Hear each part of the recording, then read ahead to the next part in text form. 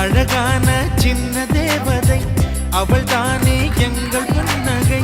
நாள்தோறும் இங்கு பண்டிகை, நம் வானில் வான வேடிக்கை.